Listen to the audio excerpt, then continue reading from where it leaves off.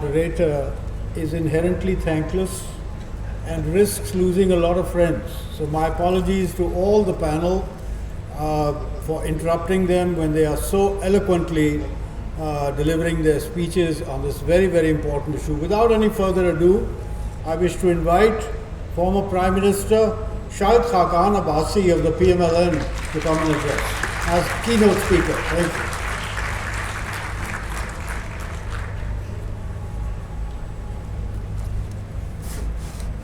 Bismillahirrahmanirrahim. It's distinguished ladies and gentlemen, it's a privilege to be here. I'm grateful to the Asma Jahangir Foundation for keeping the voice of Asma Jahangir alive. It's a much needed voice, especially in the times that we live today. The question of accountability or victimization is something that we discuss a lot, but the reality of the situation remains unclear. It remains unclear because we deliberately cloud the facts. The laws are misused. The judiciary makes comments which are not reflected in their decisions. And a few who stand up suffer, and the whole country suffers.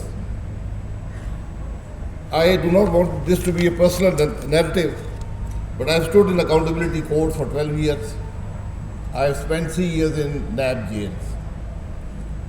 I don't regret whatever I said or did, but two basic questions remain. What is the purpose of accountability?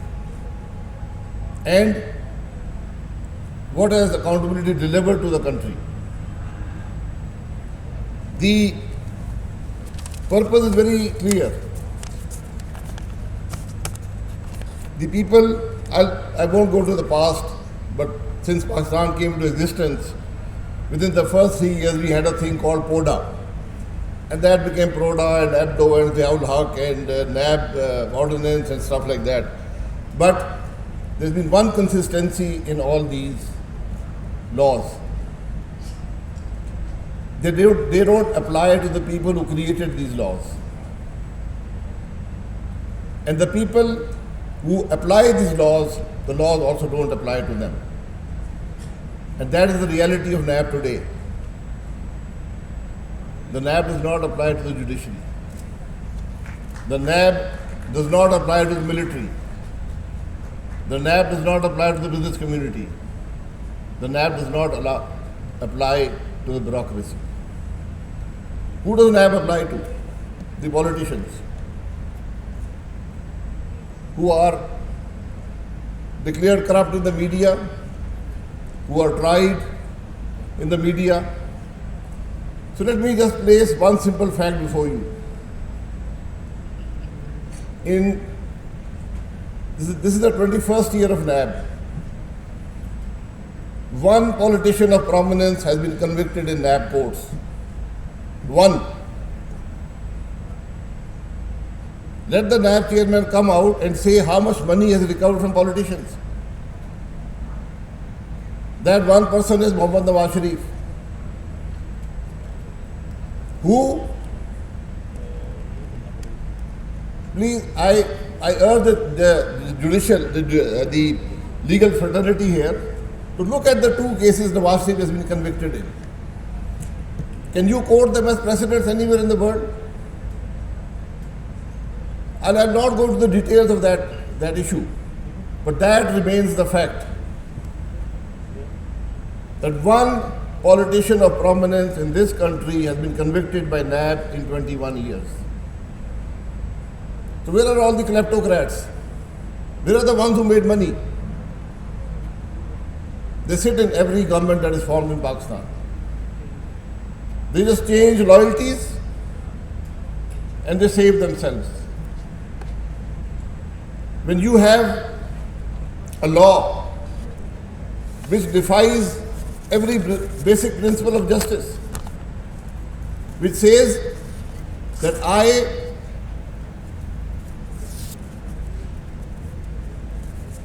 I declare you guilty. Now prove your innocence. That is what NAB is about. I declare you a money launderer. Now declare that you are not a money launderer. Now prove to me that you are not a money launderer.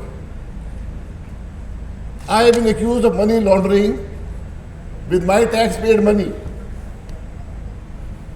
With tax-paid money.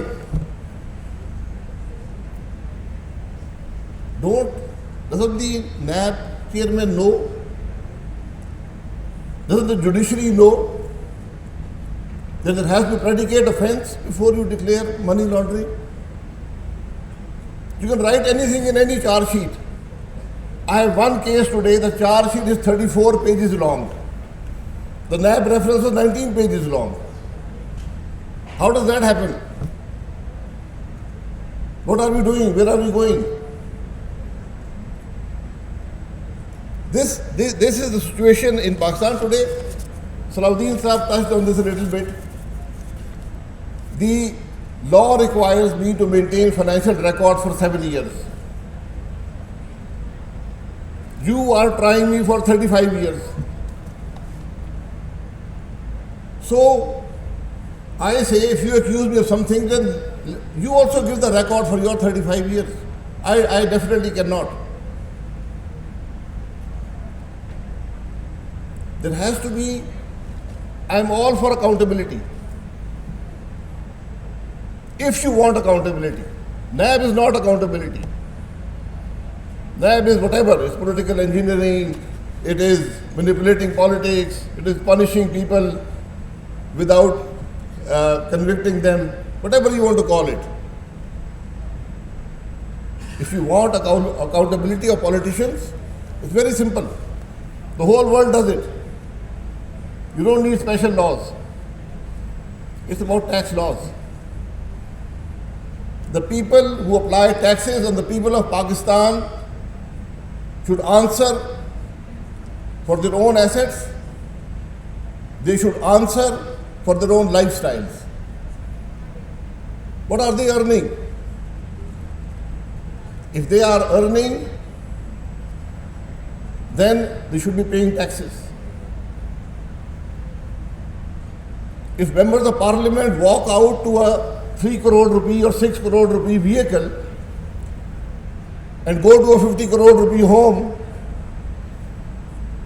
and then monthly electric bills are 2 lakh rupees, and they pay no taxes, what does that tell you? That's a corrupt politician. Why don't we go after them? Let it start with the President of Pakistan. Let the Prime Minister be next. Let the leader of the opposition be next. Ask them this basic question. How do you justify your lifestyle? Where are the taxes? This is the basic question that needs to be asked. You want to disqualify somebody? You want to apply 62, 63 to somebody? Then use the tax laws. Anybody who is not paying taxes is committing a crime against the country. Most of us think paying taxes is optional. That's the reality of Pakistan. We had an issue in the National Assembly, a new law. We are very fond of making new laws all the time. We made 33 in one day. Nobody even read them. So we were making a new law on appointing judges. I moved an amendment. I said anybody who wants to become a judge should present his last 10 years of tax payments before the people of Pakistan. Let him show how much taxes he has paid in the last 10 years. Because if he has not paid taxes, and you'll be surprised how many people who became judges have not paid taxes. It means two things. That either They don't have a practice. They're not technically qualified to be judges, or they have not paid taxes on their income. They've hidden their income. Are they qualified to be judges? Are they qualified to judge me tomorrow? Let's be fair about these things. The politicians are much maligned, and maybe rightly so.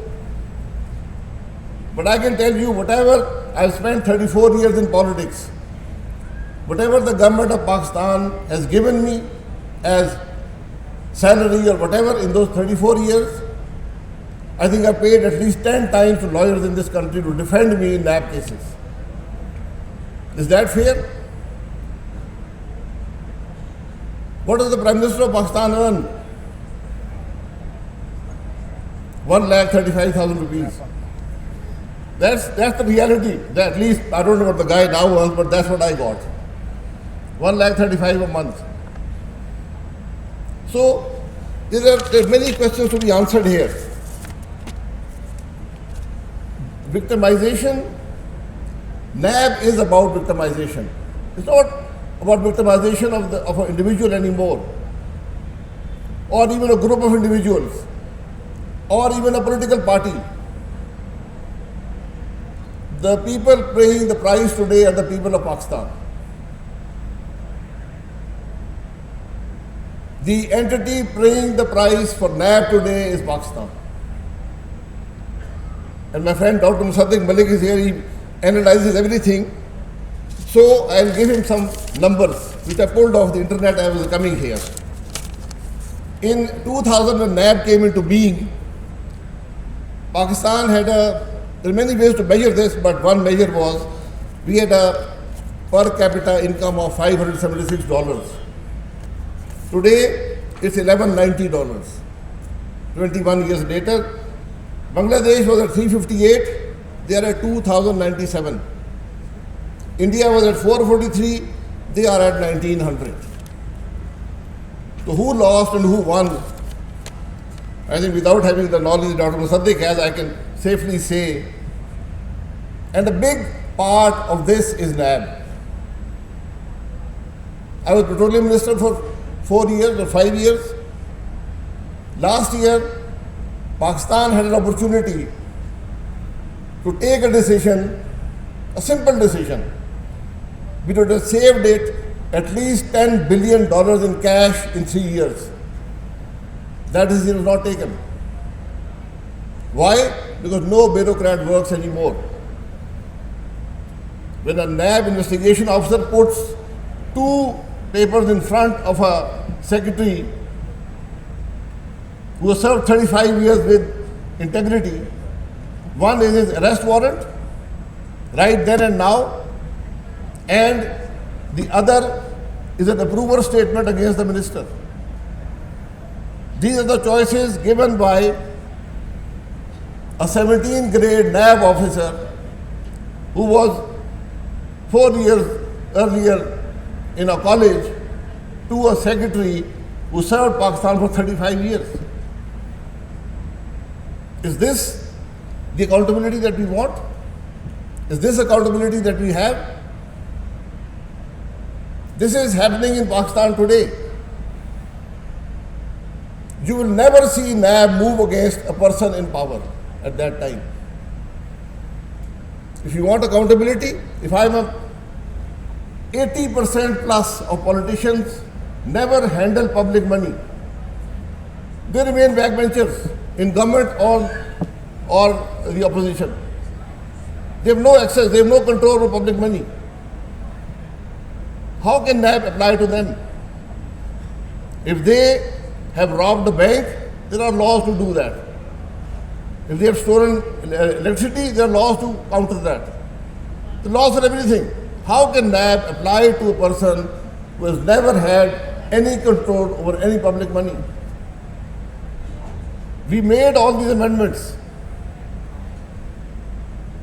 NAB can only be amended by consensus. There are many laws, including electoral laws, that should only be amended by consensus, We don't seem to learn that, and we suffer. NAB is one of them. We made a package of amendments, gave it to the government. 4 hours later, a minister waved them in the National Assembly. Here they want an NRO. And the result is what I've shown you. Bangladesh has raced ahead, double our per capita income. India, with 1/3 the population below poverty level, has raced ahead of Pakistan in per capita income. A big part, there's been a failure of governance, a big part of that is NAB. So, there's a lot more that can be said here, but, and then I'll end with a human rights issue. Does anybody care about what happens to people who are accused by NAB? Does anybody care about their families? Does anybody know that they can't operate their accounts? They can't operate their businesses? They can't get bank loans? There's a big human cost that is paid here. And I always say, and I end with this, you want to accuse a public figure? We are the only people who go through accountability at least every 5 years at the ballot box. You want to accuse me? Install cameras in the investigation rooms and in the courtrooms. Show the people of Pakistan. That's my constituency. Show them if I've been corrupt. Accuse me in front of them. Not in closed courts where the prosecutor doesn't make sense, where the laws don't make sense, where the judge has limited knowledge. And when I go to a NAB court, I go with the knowledge that he will convict me no matter what my case is. Let me tell you that. But it's not only me, we still stand defiant because we believe in what we do. We believe that without political leadership, this country will not move forward. Turncoats, hypocrites, people who sell their loyalties don't make nations. And NAB is a tool to convert people into turncoats and to sell their souls. That's the reality of NAB. Thank you. Thank you very much, sir. First, let me state